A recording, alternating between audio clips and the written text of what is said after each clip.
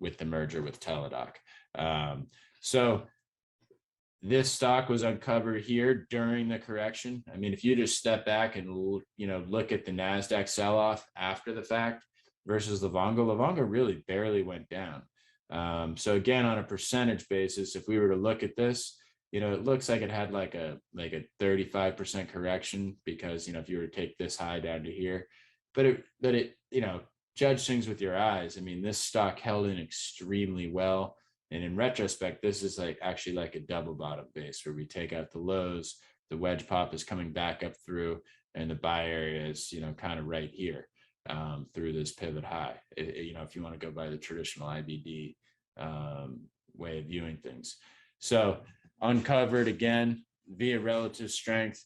And sure enough, these are the stocks that give you that massive upside move. So I guess hopefully we can get another big correction at some point.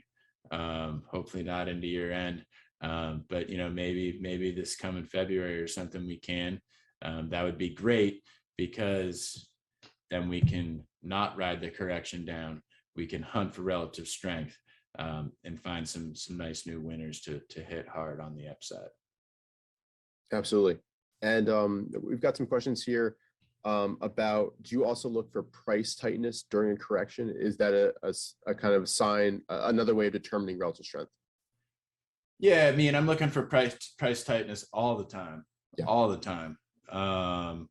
So I think you always want to see tight price action. Tight price action is generally a precursor to a move. Tight price action is just a sign of a decline in volatility. Which is, something we always want to see prior to a stock moving higher. And there's another question here that was pretty good. Was Livongo making a 52-week high before the NASDAQ started selling off, or that history does not matter? And also, do you watch for 52-week highs during market corrections? So you definitely want to watch for 52-week highs during corrections for sure. Because, if the stock's making highs and the index is making lows, that's a great sign. So for sure there. As far as did Livongo make a new high before the NASDAQ, I would have to look, but I would definitely, it had to have for sure. Because, I doubt the NASDAQ, we'll look when we get into the charting software, we'll look. But yeah, this definitely made a 52-week high before the NASDAQ. And as far as, I think the other question was, do you like stocks that make a 52-week high before the correction? It certainly doesn't hurt. So I can tell you that I actually bought this, I'm going to call it a breakout, but it didn't work. I actually bought Livongo here and got stopped out of it. I actually got stopped out here, luckily before the gap down, just because the market was just not right. But so this is a stock I was already watching. Because it was actually really showing strength in here. And, then it just kind of succumbed to the market weakness. And then when the market so this wanted to go higher, in my opinion, back here, but the market held it down. And then when the market was ready to at least stop going down, that's when it exploded. And there was a question about why Livongo was on your radar. What scan picked it up? What list do you have it on? So I'll talk about that. I keep an IPO list. So let me just table that until I get there. Sounds good. Yeah. Perfect. Yeah, I think we can keep on going. All right. So doublers, very simple. And actually, there's definitely a better scan you can run here, I think, which I'll talk about. I've just been using this for so long. Stocks that double are the ones that double again. Over $20, year-to-date performance plus 100%. That's really it. I've seen some people on Twitter use a scan where they just show. Actually, I got this from Eve Bobak. She looks at the bottom of the correction and the percentage off the stock's bottom, which I think could be a really good scan too. So I'm looking to kind of make something like that. I think either are both valid, but yeah, I like to see stocks, you get a month or so into the year, sometimes and actually this is a good one, maybe to lower to like $15 or so, because, maybe you get a stock that goes from, 10 to 20 and, stock doubled in the first month of the year or so. And then maybe it goes from 20 to 40, doubles again, and you don't get on it until, later in the year when it goes from, 50 to 100, that's fine. But the point is we're looking for stocks that double. It's not more complicated than that. So that's that scan. And you mentioned that you start kind of looking at this this scan kind of a few months into the year after that year-to-date performance. Give it time to double from the beginning of the year, basically. Yeah, but that's also why I think that other scan where you're judging it versus the market low might be a better scan, because what's the first of the year? It's kind of just a date. But stocks didn't not trade in December 29th or 30th. So it's not the perfect scan. It's something I've used. I would say it's not where I get like the majority of my stocks, but again, these scans, you may run them every day and, maybe get one stock a year off the scan. That's it. But, that one stock can make a big difference for you. And there's people asking whether you look for a 100% gain within a certain amount of time, like a high tide flag setup. No, but again, if I see something on here and I see it make an advance in a quick amount of time with my eyes, then I'll certainly judge that differently than something that maybe ground out 100% gain over like 6 months. So all these scans I'm filtering with my eyes by looking at the charts. Perfect. And people are asking for doublers, how would you decide if it's early or late within the trend? With my eyes, just looking at the weekly, looking at the monthly, kind of seeing where it is. There's no filter for the well-trained eye. Yeah. It's more important than all these scans. Yeah, and we discussed in the first webinar like multiple extensions on the weekly, that type of thing. So yeah, 100%. If you're confused about that, go ahead and rewatch webinar 1, which is archived in the course. So I think that's all the questions on this. Yeah, I think that's all the questions I see. Okay. So 52-week highs, I don't feel like I need to go too in depth here. I mean, I'm just looking at what stocks are making 52-week highs. Kind of already went over why. Get a feel for what sectors are moving. You can add these to a list and filter those lists with your eyes. Sometimes a stock will make a 52-week high, but it's extended. It's not buyable. But then, 2 to 3 months later, it builds a base. And if you've got it on a 52-week highs list that you've kind of built over time, you can go through that at night and find an opportunity.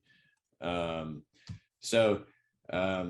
I'm going to go through my lists. And to me, this is really where I find my opportunities, because like I said, I don't think there's any replacement for the well-trained eye.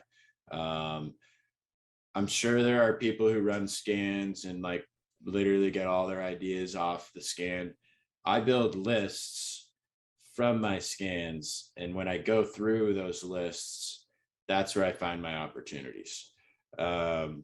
So what are some of the lists that I build? So I have something I call the IPO list, and I literally just pay attention to the names that IPO. I'll give you a website later that I use, and I use my discretion to pull names out of that, and I just add them to this IPO list. And it's got hundreds of names on it at this point. I probably need to go in and clean it up because a lot of IPOs tank and they're still on this list. But I just build a list of IPOs. I think you could run a scan, and a good scan would be, there's a guy that I follow on Twitter who I absolutely love his lists. This guy, John Stares at Candles, he'll put out lists of companies that IPO'd within, the last 2 to 3 years, that are trading near their highs or something like that. And I'll take those lists and I'll look at all those names. I'll add those names to my IPO list, because I often find that some of the big winners break out or start their advance, in that 6 to 18 month age range. Sure, could it be 2 years or so? Sure. And that's fine. But I think that's kind of the sweet spot post lockup. But, not too long. Like a Facebook, I think was about 13 months or something like that. Those are kind of the sweet spots. And if you think about some of the winners or popular names people are on now, like an Affirm certainly fits that mold. If you had it on your IPO list, then all of a sudden it has that massive gap up or that bull snort. And, that's kind of what led to the move starting. So keeping an IPO list, I review this every single night, I think is a great list and, an area to kind of farm for winners. Bull snorts, as you guys kind of know, I love volume, and a lot of the time the gappers are bull snorts. So I'll just throw them on this list. And I look at it each night. I have what I call an institutional leaders list. Again, this is kind of built at my discretion, but this is where a lot of the names that I trade live. So it's got, names like Apple, Microsoft, Netflix. It's got some of the high flyers from last year, Square, Peloton, Roku, which I'm probably going to start removing some of those names from the list because I just think they're never coming back. But it's just liquid names that have done well, names I'm trading now, like, Asan, Amba, Dokken, they'll go on this list. But it's just a list that I build at my own discretion. They're liquid, they're quality names that I know institutions are looking at. I would say this list is anywhere from 60 to 100 stocks, and you do need to go in and clean it up, every maybe once a year, go in and clean it up and just, for example, if Roku misses earnings and trades down, I'm going to take it off the list. I just took Twilio off the list this past week. So that's a list that I value a lot. Then my daily list is a list that I build going into each week. And a lot of the times the names are the same as the previous week. But it's really, if I go through and I look at monthlies or review the Growth Stock 250, or I just do all my work that I'm doing day in and day out, it's like the list of 30 to 40 names that I think, show potential or I want to keep an eye on. Maybe they're not all set up, but for whatever reason, I think they're building out. For example, names that I don't think are set up right now, but like Roblox, for example, I think has the potential to be a big winner eventually. It's got a lot of work to do, but if it ever gets it together, it'll be a stage 1 IPO base. So like that's on my daily list. I'm keeping an eye on it every day. I'm watching how it trades. I'm studying the price action. I like to know my names and be familiar with how they move. And by having a daily list of, 30 to 40, quote unquote, good names, I can start to get to know their character, well before I'm ever even trading them. Then next would be the focus list. So coming into every day, I have the ideas that I may trade. Like, it's that simple. If I think something's actionable, if I like the chart pattern, if I think that there's a actionable trigger, some days this may have no names on it. Some days it has 2 or 3. Some days it has 3 to 5. I'm usually not putting too much more than that on there because, it's tough to, buy 12 names in a day. So I want to keep it small.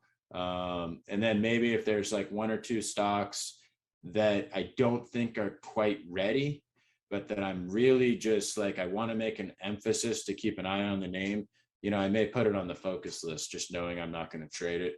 But, I just, for whatever reason, I really want to keep an eye on it. Then lastly, I have a list called the top dogs list. And this is my most important list, I think. It is a maximum of 10 names. I sometimes stretch it to 12, but I really, my goal is to make it 10 because I want to try to decipher what I believe at that current point in time to be the absolute best names in the market. And I want to force myself to keep the list small, to keep it to 10 or 12 names. Because in reality, when I start getting over 12 names in my account, it's usually a sign. And it's funny. Richard and I were talking, and last week I told him I had more names than I wanted, and sure enough, we got that shakeout day. Usually when I get more than 12 names, I'm about to have a bad day. I'm trading my best when I have, 6 to 10 names in my account, and I have bigger positions. I'd rather have bigger positions in the top dogs than own like 20 names. So by having the top dogs list, it's not necessarily, it doesn't mean that they have a buy area. Maybe it's a name that I missed, but I still think it's a top dog. And I want to be really, really focused on those names so that when they do set up, I don't miss them. Like, it's key. I want to be on the top names in the market, no questions asked. Then lastly, and again, this is something that I'm learning. So there's definitely better people to learn about MarketSmith from. I think Richard's done some great videos on how to use MarketSmith, and I try to watch those. But reports, stocks, technical, if you follow those steps in MarketSmith, there's some pretty cool little filters, top 150 earners, top 150 relative strength. I like the accumulation distribution rating because it's literally just kind of showing, what people are buying. I think the most important list I would care about would be something to scan for revenue growth. I think it's the most important thing to look for. And I'll kind of talk about that. But I wanted to break down more what a top dog is, because this is what's really, really important to me. And these are the names that I really like to zone in on. So a top dog, what's best in breed, right? We want to trade, purebreds, not mutts. I love mutts. I love all dogs, but just as a point of emphasis. So one, we want relative strength. Like, a top dog is not going to be a stock that's underperforming the market. Your stock should be outperforming the market for sure and be showing relative strength. That may even be, the most important element, because who wants to trade a stock that, has big earnings and big sales that's underperforming? I don't. Big early stage base. So if you haven't read How to Make Money in Stocks, read How to Make Money in Stocks, and kind of learn about the different stage bases. So I am not one of those people who thinks that a stock, can't still be a big winner after it's stage 3 or stage 4 base. I mean, you go say like, hey, I don't buy anything after a stage 3 base. Okay, well, Shopify's had like 9 bases. Like, you would have missed the last, 1,000% or whatever. However, once a stock has had like a stage 3 or stage 4 base without like really having that 20 to 30% market correction that truly resets everything, I am, a little more careful in how I'm analyzing that stock. So like a top dog, I want to be an earlier stage stock, often an IPO breaking out of a stage 1 base in that 6 to 18 month range. And the reason being is because it's undiscovered at that point in time, which means institutions, if they put in good numbers and the thing is, delivering on what they say they're going to deliver on, institutions need to buy the stock. Whereas something that's, stage 3 or stage 4, a lot of institutions already own the stock. And the most important thing about buying and selling stocks is, stocks go up when there's more buyers than sellers, and they go down when there's more sellers than buyers. Therefore, stocks top out when there's nobody left to buy, and they bottom when there's nobody left to sell. So if you're trading like a stage 3 or 4 base or something like that, and everybody's already bought it, it doesn't really matter how good the earnings are, how good the sales are. If there's nobody left to buy it, it's not going to go higher. So I like to focus on those early stage situations. Then 3, big volume. Again, I don't know how people say volume doesn't matter. I don't think you're ever going to find a stock that really advanced multiple hundreds of percents that didn't have positive volume signatures in its base. Big theme. This is maybe the secret sauce, kind of the art of finding winners is how you analyze and think about the theme. So a couple of questions I like to try to ask myself when I'm thinking about a company, is this disruptive? Does it make sense? Is it complicated or simple? Because again, I think the best growth winners are the ones where consumers take the company viral, like millions, hundreds of millions, hopefully, of people start using that product. And most people like simple things. So therefore, like the concept or the theme behind what you're trading, should make sense to you, and you should be able to understand it. Sure, these crazy, insanely complicated, you know, techie galore type situations happen, and they work big. I don't think the average person's going to know what Cloudflare does. It's still a big winner. You're going to have exceptions like that. But then you're going to have the Dutch brothers, where it's like a coffee shop, and you're seeing them pop up on the West Coast, and it could grow. That's something simple that you can understand, right? Or Zoom. Hey, everybody's literally using this product. Peloton, like everybody's like girlfriend or wife was on Peloton and loved it. It's right there. It's right there. It's the Peter Lynch, buy what you know, something easily understood. So from a straight up fundamental standpoint, definitely looking at earning and sales growth. But I think by far, without question, the number one fundamental criteria for me is sales or revenue growth. And the reason being is companies that can generate enormous sales or revenue growth, they're selling, they're growing, they're taking market share. And go look at some of these names, like Amazon, technically had no earnings for like 10 years, and it went higher because they were reinvesting all their growth back into scaling and growing the company more. And then eventually, they were able to, scale that back a little bit and start to generate positive earnings. So I don't think every company needs, positive earnings, but I think they need massive revenue growth and then a runway to have positive earnings. We don't just want to be trading companies that, they grow quickly, but you're looking at it and you're like, this thing is like never gonna have positive earnings. So sales growth is hugely important. I know two names that I traded last year that had huge revenue growth. Zoom had massive triple-digit revenue growth. Zillow had massive triple-digit revenue growth. And they were both big winners. I think if you read the O'Neill Disciples book, he talks about how, I think, I haven't read the book in a little, but he talks around, around the internet bubble, they really started noticing this theme, and that more online internet type companies would have huge advances based on massive revenue growth, even when they didn't show, the earnings growth you typically would look for.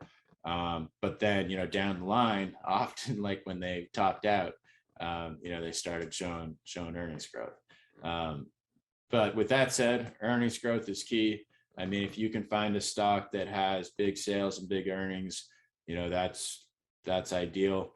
The one thing that I would say, and I learned this when I traded institutional sales from a fund manager, you want to avoid situations, and sometimes you'll see this in cyclicals specifically, where like the earnings jumps a lot, but the revenue growth doesn't confirm it. And the reason being is there's ways that you can kind of game your earnings.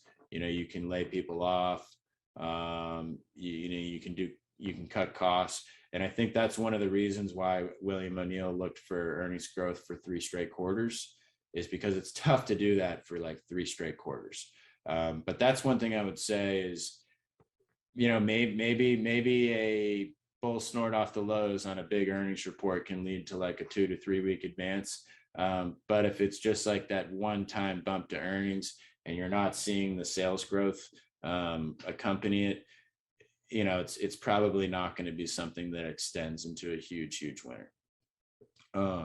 Okay, then can I jump in, Ashley? Yeah. People are curious about whether you have kind of a baseline number for revenue growth, sales growth. Is there like a minimum growth quarter over quarter or year over year that you look for in general?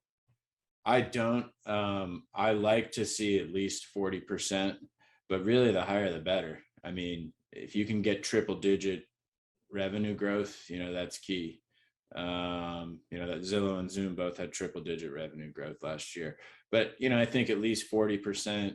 I think when I do have a fundamental scan, which I'll show you guys on FinViz. I think I set it at 20% just because I don't want to miss anything. But the higher the better, and I think 40% is a pretty good threshold to try to be above. Yeah, and going back to Livongo, I think it had 100% sales growth, revenue growth the 4 quarters before it broke out and went on the huge run in 2020. So yeah, the higher the better, in my opinion, as well. Yeah, triple digits is really what you want. Perfect. Okay, then this next one is, in a way, it's discretionary. I know you can filter for beta and stuff. I definitely don't. But you want high beta and liquid. So I want names that move more than the indexes. And then I also want them to be liquid. And when I say liquid, I'm not saying, hey, the dollar volume of this stock is X, I can get in and out of it with ease. I'm more actually like literally looking at the character of the stock. If I go into a 5-minute chart and I see a stock that, trades down 2% on a downtick, it can trade as much volume as you want. It's probably not a stock that I'm interested in trading, just because I don't think it moves uniform. So it's hard for me to describe this, but I want stocks that move in a uniform manner, because I think the patterns are more predictable. And I'm a pattern trader, so I don't like trading stocks that rip up 10% and then the next day they're down 10%. I'd rather the stock that's up 5%, 3%, 1% pullback, up 2%. Just because they're easier to hold. And, I'm an emotional person just like anybody else. So I try to, help myself out a little bit there. And then I do say here, find balance. And is what I mean by that is low float stocks do put in the fastest moves. Now they do it in both directions. So I'm not saying, not to trade low float stocks, but I want to try to find that low float stock that just moves more uniformly.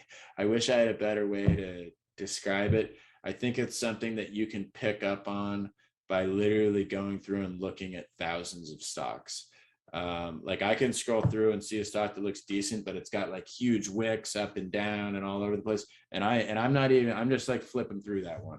And it could be a great stock, but I'm unlikely to make any money in it. If you really, really love it, or if I really, really love, maybe buy a little on a long-term account or something. But from a trading perspective, I've just kind of figured this out over the years that those aren't the types of stocks I do well in. So no matter how much I love it, I typically just don't trade them. And then higher price, I wrote above $10 to $15 at a minimum for me, but really a lot of the stocks I trade are over $50, even over $100. I think that's because you can risk much less on a percentage basis. For example, Tesla's a $1,000 stock. You can buy that with a 7 or 8 point stop and you're risking 70 to 80 bips, but it still has the potential to double. So I like to kind of manage that downside, and I think it's easier with those higher price stocks to do that. And I will say here, nothing against penny stocks. I mean, they clearly work huge. I see people who are up 10,000% on a year trading penny stocks and stuff. So there's a bunch of ways to skin the cat. Just for me, I find that they can be higher risk and they have less institutional sponsorship. And, if you can do 10% a month and compound that throughout the year, you can make a boatload of cash. So I'm looking for those more, higher price names where I think you could trade Google and Microsoft and do 10% a month and do really, really well.